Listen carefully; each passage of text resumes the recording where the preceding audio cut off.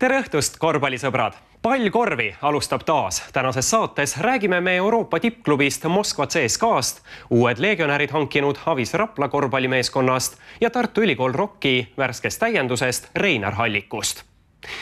Meie teemade valik on teie ees. Euroliigas vahegruppi juhtiv Moskva CSKA korvpallimeeskond käis Tallinnas tõelist tippkorvpalli näitamas. Senisest hooajast räägivad täpsemalt Euroliiga parim punktitooja Nando Tekolo ja võistkonna peatreener Dimitri Situudis. Ungari meistriliigast Eestisse naasnud Eesti koondislane Reinar Hallik liitus Tartu Ülikool Rockiga. Avis Rapla korvpallimeeskonnas on toimunud suured muutused. Lahkunud Tomakoi Pubalo ja William Martino on asendatud ameeriklase Maurice Kempi ja hollandlase Thomas van der Marsiga. Ansambli Põhja-Tallinn liige Jaanus Saks esines FIFA spordistaaride vabavisete rubriigis paremini kui Eesti laulu poolfinaalis. Tänases stuudiointervjuus räägime mitte ainult korvpallist, vaid spordist laiemalt. Põhjus väga lihtne. Möödunud nädalal selgus, et 21. märtsil alustab Kultuuriministeeriumi spordi asekantslerina tööd praegune Eesti Võrkpalliliidu peasekretär Tarvi Pürn. Tere õhtust! Tere õhtust! Tarvi, tegelikult oled ise aastaid mänginud Tallinna Kossuliigas ka teistes siin amatöör korvpalliliigades, nii et korvpallifännide jaoks kindlasti hea valik sellesse ametisse, kuid raske töö ootab ees, et viimasel ajal on palju räägitud spordiringkonnas probleemist, et pole ikkagi selge, kes seda Eesti sporti juhib, kuidas koordineeritakse, kas EOK, ministeeriumid, spordiorganisatsioonid, muud spordiühendused. Samas näiteks spordiseaduses on öeldud, et korraldab ikkagi sporditööd, siis korraldavad spordiorganisatsioonid, kohalik omavalitsus ja riik. Et kas ei peaks ikkagi kõik see hierarhia paremini paigas olema või kuidas ikkagi saada Eesti sport toimima? Kõigepealt sissejuhatuse osas, et päris paljud alad võivad selle valikuga selles plaanis nõus olla, et ma olen päris palju erinevaid alasid harrastanud ja võistkonnaalad ennekõike, siis võrkpall, korvpall, ka jalgpall, vähesel määral saalijokit, aga kindlasti ka individuaalaladest jooksmine, suusatamine, tennis ei ole võõrad. Nii et minu spordi tegemise taust on kindlasti kirju, et loodan, et see on ka töös tuleb kasuks. Kui nüüd sellest juhtimisest, sellest on nüüd hästi palju olnud viimasel ajal juttu ja tõepoolest spordiseadus ütles, et sporti edendab riik koos kohalike omavalitsuste üksuste ja teiste spordiorganisatsioonidega. Ja kui me spordi juhtimist vaatame, siis see on nagu terviksüsteem erinevate rollijaotustega. Et meil tegelikult ei ole siin väga palju lahtisi otsi. Et kui me vaatame, et kindlasti on kohalikul omavalitsusel täiesti selge roll, kuidas ta täna positsioneerib sellel spordimaastikul ja milliseid ülesandeid ta täidab. Eelkõige selline noortespordi korraldus, spordibaaside haldus, arendamine, mis puudutab siis hästi palju liikumisharrastust. Palju pannakse õlga alla ka tippspordile, näiteks siis korvpalli, võrkpalli, mis iganes alade klubidele. Nii et see osa on paigas. Nüüd olümpiakomitee osa on hästi palju ka tippspordi keskne, kuid ärge unustage, et seal on ka väga tugev liikumisharrastuse pool ja Peeter Lusmägi on seal väga tugev nii-öelda selle poole esindaja ja tema kompetents on väga kõrge selles valdkonnas. Ja Kultuuriministeeriumi ülesanne tegelikult on sellist üldiste poliitikate kujundamine ja just nende lahenduste otsimine, et kuidas näiteks rahastamise või muude regulatsioonidega siis sporti võimalikult edukalt ja paremini juhtida. Aga kas ikkagi ei peaks riigi pool olema, ütleme, suurem ja selline tugevam, jõulisem juhtimine? Ma ei heida siin midagi ette eelmistele juhtidele, vaid pean rohkem silmas seda, et Kultuuriministeeriumis on spordi peal siis tööl sisuliselt ainult 3 inimest, spordi asekantsler ja 2 nõunikku, et kas see meeskond ei peaks olema suurem ja rohkem seda suunatud tegevust tulema just riigi poolt? Jah, ega oma senisest töös, kui ma puutun kokku erinevate spordi juhtimise probleemidega, et siis tihtipeale tundub, et punkt 1, et see et vahest see vastutus või mingite selliste spordi juurprobleemide üle kipub natukene nagu sinna kahe vahel nagu seisma jääma ja neid inimesi võiks olla rohkem, et kindlasti muutuks paremaks. Teiselt poolt me peame aru saama, et täna, kui nii-öelda ühiskond vananeb ja see riigisektor, kindlasti avalik sektor ei saa paisuda kogu aeg, et siin tuleb leida mingisuguseid keskteid. Seega kohe kiiresti sellist meeskonna suurendamist ette ei näe? Tänasel päeval on minu teada on spordiosakonnas kuni 4 inimest ette nähtud ja meie üritame kindlasti alguses oma tööd niimoodi sättida, et kõik asjad on tehtud sellesama seltskonnaga ja alustan kindlasti seda, et proovime võimalikult hästi käima saada selle koostöö, et ootame kindlasti ära ka selle, et kuidas lõppevad EOK valimised, presidendi valimised ja siis oleks nagu just see aeg, kus me räägime hästi palju sellest, et kuidas me seda järgnevat perioodi ette kujutame, et kas me saame nagu üksteisest ühtemoodi aru ja sellest lähtuvalt siis, kui hea see koostöö saab olema.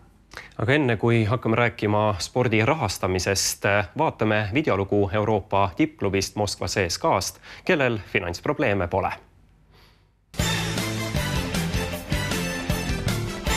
Eelmine nädal Tallinnas tõelist korvpalli tipptaset näitamas käinud Moskva CSKA korvpallimeeskond on tänavu väga võimsalt esinemas nii Euroliigas kui ka VTB ühisliigas. Euroliigas on jõutud 16 parema hulka ning seisuga 6 võitu ning 2 kaotust juhitakse ka enda vahegruppi. Vene Hiiu vaieldamatult tulemuslikumaks mängijaks on tänavu olnud prantslasest tagamängija Nando De Colo, kes on vana maailma tugevamas liigas toonud keskmiselt 23,4 punkti mängu kohta, mis on ka kogu sarja parim näitaja. Mehe enda sõnul on aga heade tulemuste taga retsept võrdlemisi lihtne. You know, we try to practice hard every day and get better. We got a lot of goals for this season, so we need to start now to prepare the futures. Kui Euroliigas juhitakse oma vahegruppi ning õige pea on ees ootamas mäng valitseva meistri Real Madridiga, siis VTB ühisliigas troonitakse samuti tabeli tipus, olles võitnud senisest 24 mängust koguni 22. Kuigi nii Euroliigas kui ka VTBs peetakse CSKAd igal aastal üheks suurimaks favoriidiks tiitlile, siis mehed ise veel tiitlite peale ei mõtle. Kes tahab võita, mõtleb ikka vaid järgmise vastase peale. Yeah, of course it's a title, you know, but we have a long way to go. We have a tough group, so we need to be ready for every game. Right now, the only thing that we are having as a goal is the next practice and the next game. It's too early to talk about titles or something. We have a great competition, good teams as a competitors. So we try to watch a game by game, and that's not something that I try to escape your question. This is how we live every day. Nüüd aga väike maiuspala kõikidele pealtpanekute fännidele. Just selliste pealtpanekutega kostitasid Keskarmee spordiklubi mehed Kalevlasi nende viimasel kohtumisel. Mõnusat nautimist!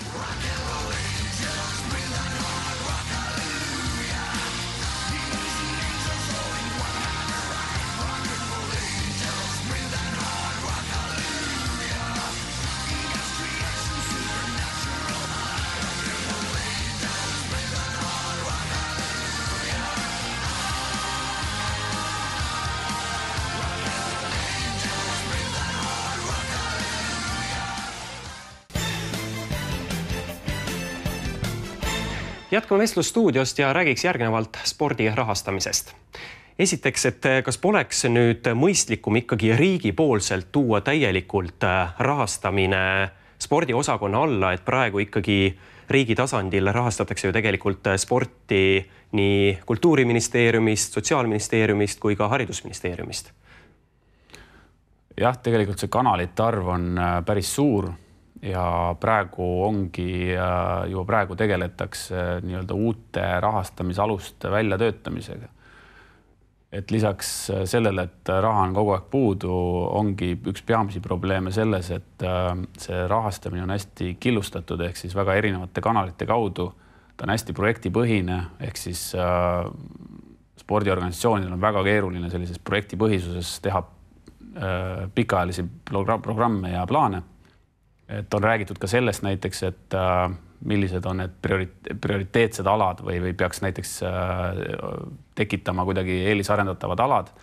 Tegelikult nad on olemas juba pikka aega olnud, et näiteks top 5 alad võtavad umbes 40% kogu riiklikust rahastamisest ja esimesed 15 ala umbes 75% rahastamisest, et seda peaks natuke analüüsima ja võib-olla nende suuremate alade lõikes neid rahastamiskanaleid kokku tõmbama, et see on kindlasti eesmärk, siis väheneb bürokraatia, spordiga organisatsioonid saaksid tegeleda rohkem oma põhitegevusega, ja teine kindlasti eesmärk on see, et see muutuks rohkem süsteemseks, et sa saad teha mitmeaastaseid plaane paremini, et täna sa ei tea kunagi, kui palju siis see kultuurkapitali või eraldis sulle saab olema, et tegelikult alaliidu juhid on ka öelnud, et ongi see rahastamine iseenesest on nagu paika loksunud, et võib-olla suuremad alad saavadki rohkem raha, aga lihtsalt neid kanaleid on nii palju, et tulebki erinevatest kohtadest taotleda ja kas siis võiks ikkagi see rahastamine koonduda sinna spordiosakonna alla Kultuuriministeeriumis? Ma arvan, et need kanaleid võiks olla 2 olulisemat, et üks on kindlasti Kultuuriministeerium ja teine on kindlasti EOK. Et näiteks ei ole meil kindlasti mõtet hakata tegelema olümpia ettevalmistusega ja selle rahastamisega Kultuuriministeeriumis. See kompetents on täiesti selgelt EOK-s olemas, see on välja kujunenud, seal on kindlad põhimõtted ja prioriteedid, mille alusel neid jagatakse. Aga need 2 organisatsiooni peaks kõige suuremat vastutust selles kandma. Võib-olla on siin lahendus see, et nii-öelda väiksema harrastusega alad või nii-öelda, kes on siis 16+, kui me rääkisime sellest top 15 aast, et nende rahastamine koondub rohkem näiteks mingite fondide alla või kultuurkapitali alla, et seal on erinevaid lahendusi, aga et ta muutuks kõigi jaoks lihtsamaks, selgepiirilisemaks, et täna näiteks, kui me räägime võistkonnaalade näitel, et siis hästi palju sellist ebamäärasust on just selles koondise rahastamises, et sa saad nii mitmest erinevast kanalist seda raha ja ega see planeerimine on väga keeruline. Aga enne kui läheme vaatajate küsimuste juurde ja alustame loosimistega, pakume teile intervjuud Tartu Ülikool Rockiga liitunud Reinar Hallikuga. Vabariigi sünnipäeva nädala suurimaks koduseks korvpalliuudiseks oli vaieldamatult Tartu Ülikool Rocki korvpallimeeskonna teadaanne, et nende ridadega on liitumas Ungari liigast kodumaale naasev korvpallikoondise viskekahur Reinar Hallik. Tänaseks on mees pika retke Madjarite juurest Taaralinna läbi teinud ning meeskonnaga ka esimese trenni pidanud. Kui Halliku Rockiga liitumine tuli Kossu fännidele pisukese üllatusena, siis mehe enda sõnul on tal hea meel taas kodus olla. Ungari liigast lahkumise põhjused jäävad aga veidi salapäraseks ning täpsemaid põhjuseid mees avada ei soovigi. Kert helistas mulle, Kullamäe, küsis, mis ma teen ja kuidas mul seal läheb ja olukord seal ei olnud kõige parem ja siis nii ta läks. Mis seal Ungaris siis täpsemalt juhtus või mis see muutus, et sa otsustasid sealt lahkuda? Seda ma väga ei tohi kommenteerida, mis seal oli või mis seal ei olnud, et lihtsalt asjad ei ole olnud nii hästi nagu seal, et peaks sinna uut mängupaika otsida. Sombateli Faltso värve esindas Hallik kokku 23 mängus, neist 17 Ungari meistriliigas ja 6 FIBA Europe Cupil. Tartu meeskonnas asendab Hallik enne kõike põlveoperatsioonile siirduvat ääremängijat Timo Eifussi. Lootus, et Hallik palliplatsil kohe paugutama hakkaks, on aga võrdlemisi väike, sest mehe mänguvorm pidi olema hetkel veel üsna keskpärane. Oma debüüdi peaks Reinar Hallik Rocki ridades tegema juba homme, kui Balti liiga veerandfinaalseeria avamängus minnakse vastamisi Liepa ja Triobetiga. Ma arvan, et teisipäeval ma jooksen panen vormi selga, et ma ei tea, kas ma saan põllule ka, aga jah, teisipäeval. Eesti korvpalli toetab Unibet. Unibet, mängijatelt mängijatele.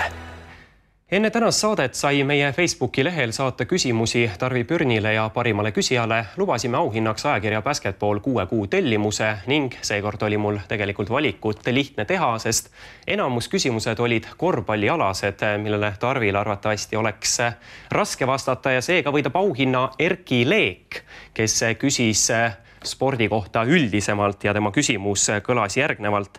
Kas riigi poolt võetakse midagi ette Maksuameti ja klubide vahelise probleemi lahendamiseks? Teatavasti osad klubid siplevad seetõttu võlgades, aga on ka klubisid, kus endiselt stipendiume makstakse. Leian, et reeglid peaksid olema ühtsed ja kehtima kõigile ühtemoodi. väga selles mõttes õige küsimus, et see üldpõhimõte peakski olema selline, et spordis peaks väga selgelt olema ühtne lähenemine.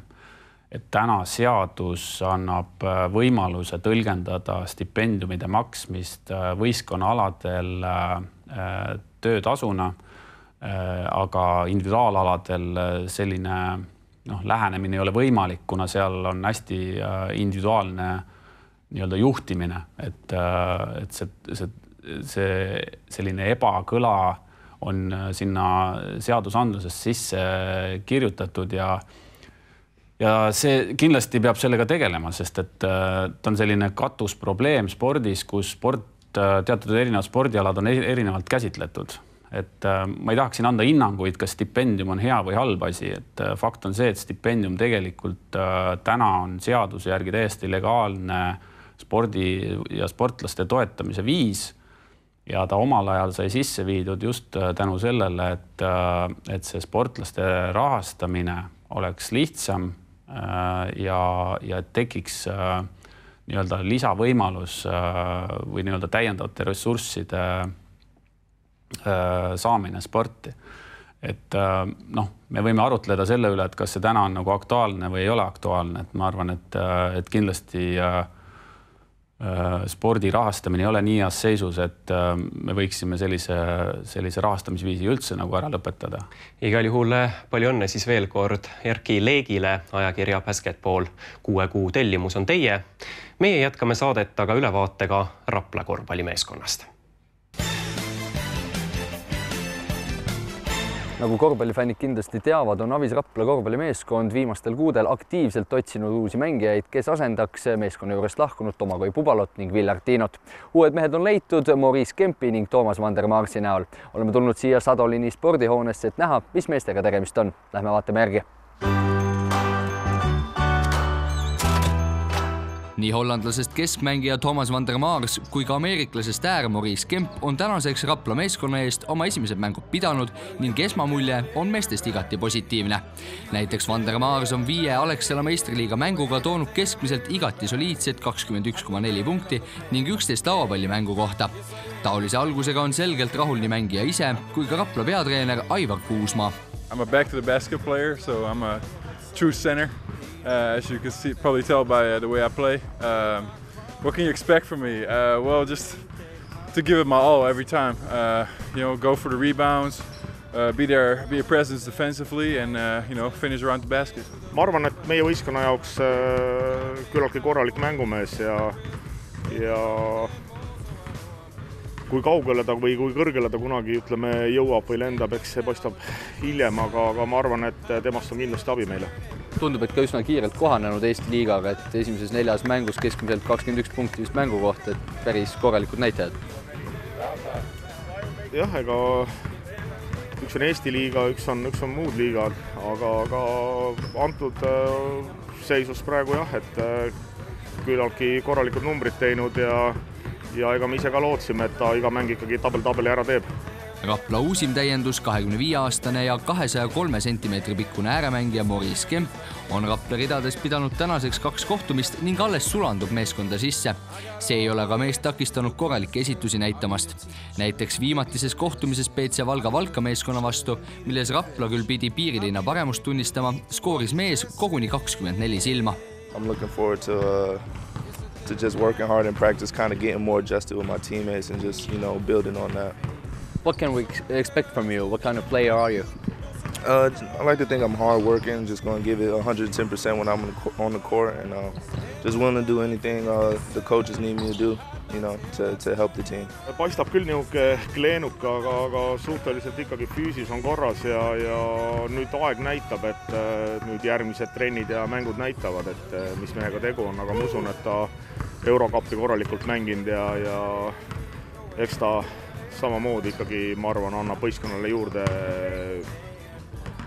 mitte nagu ei tulnud siia statisti rolli mängima. Maurice Kemp liitus Raplaga Kreeka kõrgliiga klubist Kavala, kus viskas keskmiselt 7,6 punkti ja võttis ligi 4,2 lauapalli. Teadupärast pallis ka Vander Maars enne Raplaga liitumist just Kavala meeskonnas. Seega peaks uued mängumehed üksteisega igati tuttavad olema. Aga kas Hollandi keskmängija aitas Rapla skautidel ka Kempini jõuda? they found him by themselves. But when they asked me about him, I obviously was very complimentary of him, and I thought he was a good player and a good person. So he'd be a good addition, and that's what I told the coaches as well. So. Me and Thomas are pretty good friends. We were next door neighbors in Greece, so we got to know each other pretty well. He's a good guy, and I also played with Brooks in college, so it's a couple familiar faces. So that's always good. Tänavuse hooaja jooksul on Avis Rapla meeskond läbi teinud mitmeid suuri koosseisulisi muudatusi ning nagu mainitud, on vahepealsed põhimehed Tomagoj Pubalo ja Vilja Martino meeskonna juurest lahkunud ning asendatud täna vaatluse all oleva Vander Marsi ning Kempiga. Kuidas näeb aga meestevahetust peatreener Aivar Kuusma? Kas uued mehed täidavad lahkunutest maha jäänud suured saapad? Pubalost on kahju, ütlen ära kohe, et juba eelmine aasta ta näitas, et ta on võistkonnale väga kasulik mängija. Võib-olla raske võrrelda, et mõned mängud tahaks ennem ära mängida selle tandemiga, kes meil praegu on. Ja võib-olla siis saab nagu võrdlusmomenti paremini tuua. Avis Rapla meeskond on hetkel meistriliiga tabelis 4. real 13 võidu ja 11 kaotusega. Vaatamata mitmetele uuendustele ei saa mullu meistrivõistlustel pronksi võitnud Rapla ka tänavu endale madalamat eesmärki seada. Eesmärgid ei saa ju nõrgemad olla kui eelmine aasta ehk 4 hulka kindlasti ja siis juba vaatame. Ajakiri Basketball. Vormista aasta tellimus www.tellimine.ee. Nüüd on aeg välja loosida ajakirja Basketball 6 kuu tellimus kõikide vahel, kes vastasid õigesti meie eelmise saate küsimusele, millal toimub Eesti ja Hollandi naiskonna vaheline Euroopa meistrivõistluste valikmäng. Ja vastajad on siin korvis. Tarvi, ole hea, võtta välja võitja nimi ja võitja on Raivo Soon. Palju õnne võitjale, võtame teiega pärast saadet ühendust ja teatame, kuidas te auhinna kätte saate. Vaata Unibetis enam kui 30 000 võistluse tasuta otseülekannet. Unibet, mängijatelt mängijatele. Me jätkame loosimistega ja nüüd selgub, kes võidab FIFA spordi poolt välja pandud Piiki seljakoti. See auhind läheb loosi kõikide meie fännide vahel. Igal lehel siin korvis on 25 nime, et ütle Tarvi alustuseks üks number 1-25-ni. 16. 16, nii, ja võta siit üks leht.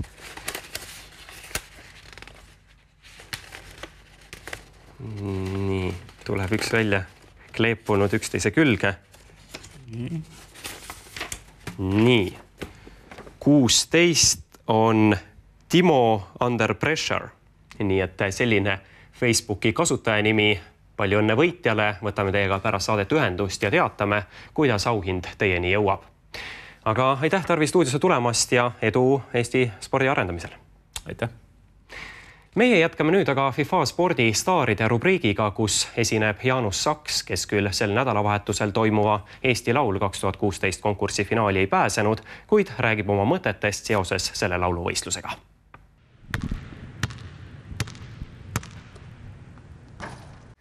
FIFA spordi staaride vabavisete rubriigi liider on hetkel 6 tabamusega Mikk Mäe. Täna üritab seda tulemust ületada ansambli Põhja-Tallinn liige Jaanus Saks. Oi! Tere, Jaanus! No tere! No näha on nii sellest sooritusest kui ka sinu särgist, et oled suur korvpallifänn. No kas nüüd just mega suur, aga jälgin mängu, ütleme nii. Aga särk seljas, et oled LeBron Jamesi fänn? Olen.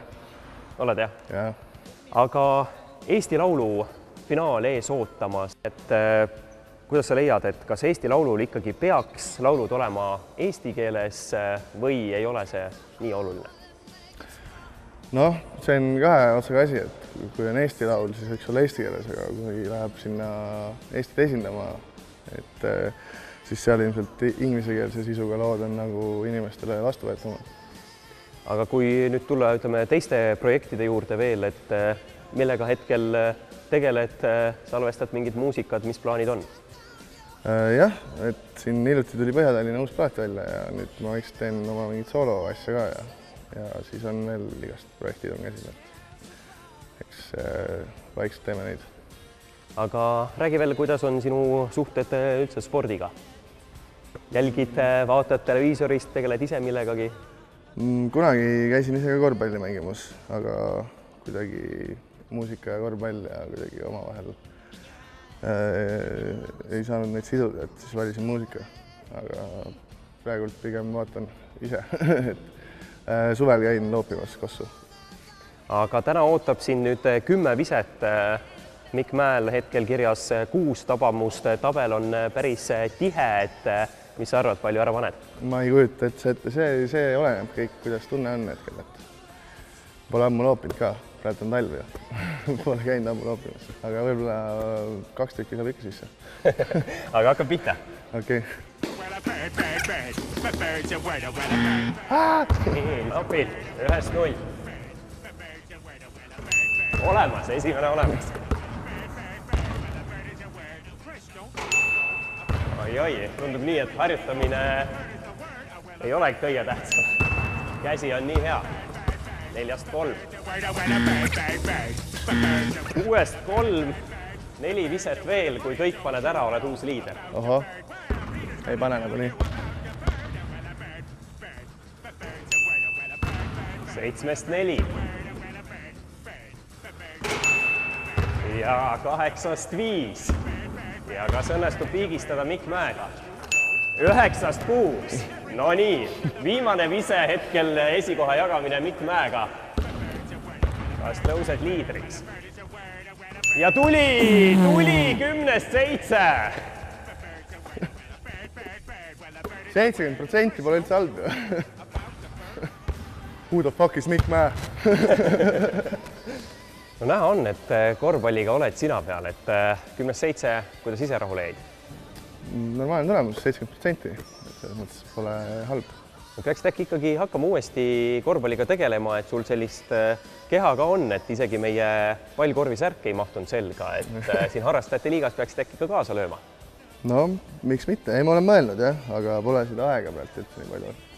Aga ma olen siuke rohkem öösiti käin mängimas. Aga igal juhul pärast tänast saadet oled kindlasti nüüd väga populaarne ka korvpallihuviliste seas ja tegelikult maailmas väga paljud räpparid teevad ka korvpallilugusid, et millal teed siis esimese korvpalliloo? Siis kui 10-8 viskan. No igal loodame, et see juhtub varsti ja FIFA Sport panustab ka sellesse ja annab sulle 150 € eest tooteid. Saan korvpalli osta äkki? No näiteks. Oh, super. Aga aitäh saatesse tulemast. Väga hea. Uus staar aga juba 2 nädala pärast.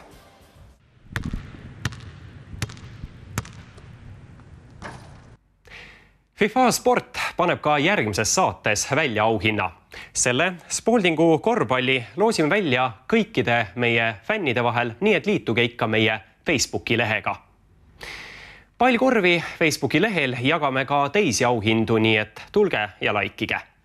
Selline oligi tänane saade. Taas oleme eetris 14. märtsil kell 22:00. Seniks aga pallkorvi! Y'all ready for this?